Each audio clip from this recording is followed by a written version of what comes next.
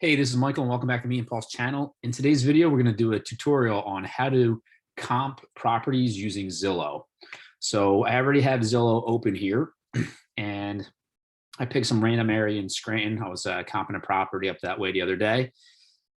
And what we're going to look at today is if I don't have MLS access, how do I determine what an after repair value is, or what are low comps, high comps, et cetera, in an area.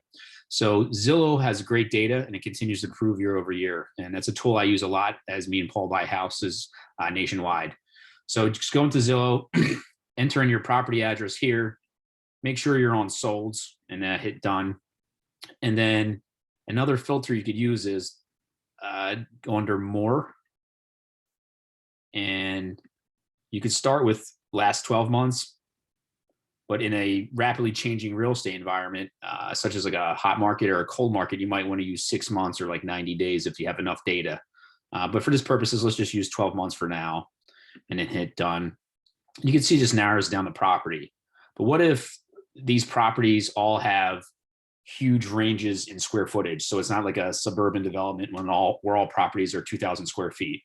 Let's just say you have properties ranging anywhere from like 1,000 square feet to 2,500 square feet.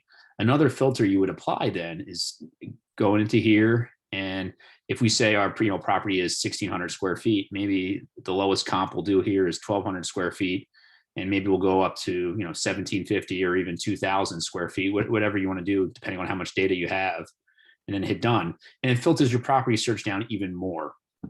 And from there, you can start doing your analysis on your property. If you have like a 3 or 4 bedroom home around 1,600 square feet, you already narrowed it down to these are the solds the last 12 months. These are properties within kind of like my square footage range of my property. And then you kind of just start doing your due diligence to see, what's this high comp look like? All right.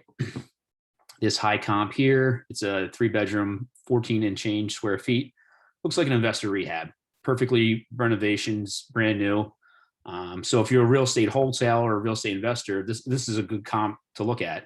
If your property has a garage or without a garage, you might have to adjust pricing. But if your property is 1,500 square feet or 1,600 square feet, a little bit bigger, you could easily get 155 for it. And another example, scrolling down as a trick here, is you could see what other investors purchased it for. So this person purchased it for 42 and change, and they ended up getting it for 155 in about a year's worth of work, rehab work.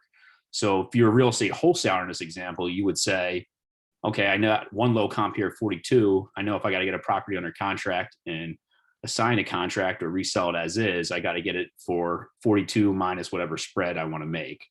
And then this due diligence is, pretty straightforward. You kind of check out a few other properties in the area to see if things make sense.